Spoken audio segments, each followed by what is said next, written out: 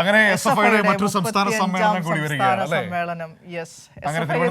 വികാരമാണ് മനു.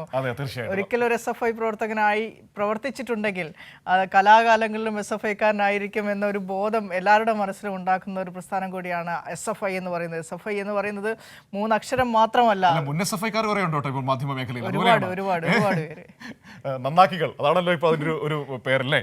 അപ്പോൾ ഏതായാലും തിരുവനന്തപുരത്ത് വീണ്ടും ഒരു SFIയുടെ സംസ്ഥാന സമ്മേളനം എത്തുമ്പോൾ വലിയൊരു ആവേശം തന്നെ വിദ്യാർത്ഥി സമൂഹത്തിനുണ്ട്. പൊതുസമ്മേളനം മുഖ്യമന്ത്രി പിണറായി വിജയനും, പ്രതിനിധി സമ്മേളനം ക്യൂബൻ അംബാസിഡർ ജുവാൻ കാർലോസ് മാർസൻ അഗുലേര ഉദ്ഘാടനം ചെയ്യും. അങ്ങനെയാണ് അതിന്റെ ഒരു ക്രമീകരണം എന്ന് പറയുന്നത്. പിന്നീട് പുതിയ കമ്മിറ്റി ഭാരവാഹികളൊക്കെ തെരഞ്ഞെടുത്ത് 21-നാണ് സമ്മേളനം സമാപിക്കാൻ വേണ്ടി പോകുക. അപ്പോൾ ഞങ്ങൾ ഈ വരും ദിവസങ്ങളിൽ ഈ സമ്മേളനത്തിന്റെ ഒക്കെ ഭാഗമായി സമ്മേളന നഗരിയിലേക്കൊക്കെ പോകുന്നുണ്ട്.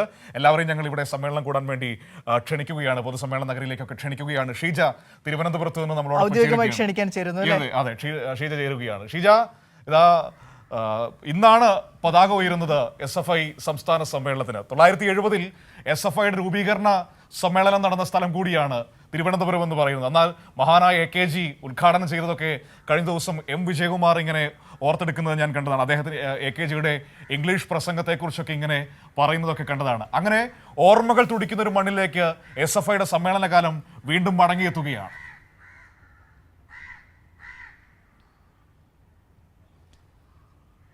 തീർച്ചയായും മനു, വിനിഷ, ഏതായാലും വലിയ ആവേശത്തിൽ തന്നെയാണ് തിരുവനന്തപുരം എന്നുള്ളതിൽ ഒരു തരത്തിലുള്ള സംശയമില്ല. കാരണം വലിയ ഒരു ഇടവേളയ്ക്ക് ശേഷമാണ് ഇപ്പോൾ SFIയുടെ സംസ്ഥാന സമ്മേളനം ഇങ്ങോട്ടേക്ക് എത്തുന്നത്, തിരുവനന്തപുരത്തേക്ക് എത്തുന്നത്. അതുകൊണ്ട് തന്നെ അതിൻ്റെ ഒരു ആവേശം അത്രത്തോളമാണ്.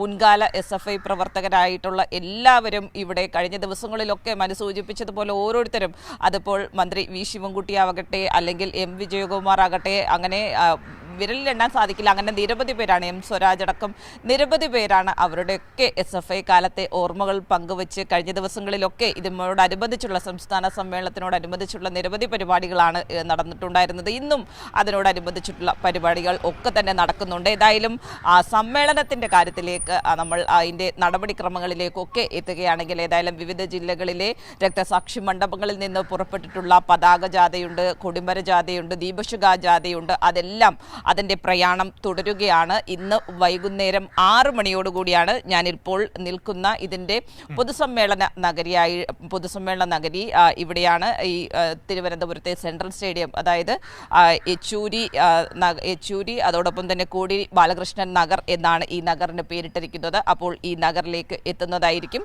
ഇവിടെയാണ് പതാക ഉയരുന്നതോടെയാണ് 35ാമത് SFIയുടെ സംസ്ഥാന സമ്മേളനത്തിന് തുടക്കമാകുക. ഏതായാലും പൊതുസമ്മേളനം ഉദ്ഘാടനം ചെയ്യുന്നത് നാളെയാണ്. മുഖ്യമന്ത്രി പിണറായി വിജയൻ നാളെ രാവിലെ 11 മണിക്ക് ഇവിടെ പൊതുസമ്മേളന നഗരിയിൽ ഉദ്ഘാടനം ചെയ്യും. അതിനുശേഷമുള്ള പ്രതിനിധി സമ്മേളനവും മറ്റ് നടപടിക്രമങ്ങളും എല്ലാം അഭിമന്യു ധീരജ് നഗറിലാണ്, അത് AKG ഹാളിലാണ് ആ പരിപാടികൾ ഒക്കെ നടക്കുക. അവിടെയായിരിക്കും പ്രതിനിധി സമ്മേളനം ക്യൂബൻ അംബാസിഡർ ഉദ്ഘാടനം ചെയ്യുക. ഏതായാലും 14 ജില്ലകളിൽ നിന്നായി 503 പ്രതിനിധികളാണ് ഈ സമ്മേളനത്തിന്റെ ഭാഗമാകുന്നത് എന്നതുകൂടി കൂട്ടിച്ചേർക്കുന്നു. അതിനൊപ്പം തന്നെ 71 സംസ്ഥാന കമ്മിറ്റി അംഗങ്ങളുമുണ്ട്. ലക്ഷദ്വീപിൽ നിന്നുള്ള 3 പ്രതിനിധികളും അടക്കമാണ് ഈ ഒരു സമ്മേളനത്തിന്റെ ഭാഗമാകുന്നത്. ഏതായാലും നമുക്കറിയാം, SFIയെ വലിയ തോതിൽ സംസ്ഥാന വ്യാപകമായി കടന്നാക്രമിക്കുന്ന ഒരു സാഹചര്യത്തിലൂടെ ഒക്കെ കടന്നു പോകുന്ന ഒരു ഘട്ടമാണ്. അതുകൊണ്ട് തന്നെ അത്രത്തോളം എല്ലാ വിഷയങ്ങളും ഈ ഒരു സമ്മേളനത്തിന്റെ ഭാഗമായി തന്നെ ചർച്ചയാകും എന്നുള്ളത് കഴിഞ്ഞ ദിവസം SFIയുടെ നിലവിലെ സംസ്ഥാന സെക്രട്ടറി ആയിട്ടുള്ള PM മാർഷോയും വ്യക്തമാക്കിയിരുന്നു. ഏതായാലും എല്ലാത്തിനെയും ധീരമായി നേരിട്ട് മുന്നോട്ട് പോകുന്ന ഒരു പ്രസ്ഥാനം എന്നതുകൂടിയാണ്. കാരണം വിദ്യാർത്ഥികളുടെ ഏതൊരാവശ്യത്തിനും അവിടെ മുന്നിൽ SFI ഉണ്ടാകും എന്നുള്ളത് തന്നെയാണ് SFI എന്ന് പറയുന്ന ഈ ഒരു 3 അക്ഷരത്തിൻ്റെ ഏറ്റവും വലിയ പ്രത്യേകത. കാരണം അവരുടെ വിദ്യാർത്ഥികളുടെ ഏതൊരു ചെറിയ ആവശ്യത്തിൽ തുടങ്ങി അവരുടെ കലാപരമായ മുന്നേറ്റത്തിനടക്കം വലിയ പങ്കാണ് SFI സംസ്ഥാനത്തെ കലാലയങ്ങളിൽ വഹിക്കുന്നത് എന്നുള്ളതിൽ ഒരു തരത്തിലുള്ള തർക്കവുമില്ല. ഏതായാലും പ്രതിനിധി സമ്മേളനം ആ രീതിയിൽ നടക്കും. പ്രതിനിധി സമ്മേളനത്തിന് ശേഷം 21-ാം തീയതിയാണ് സമ്മേളനം സമാപിക്കുക.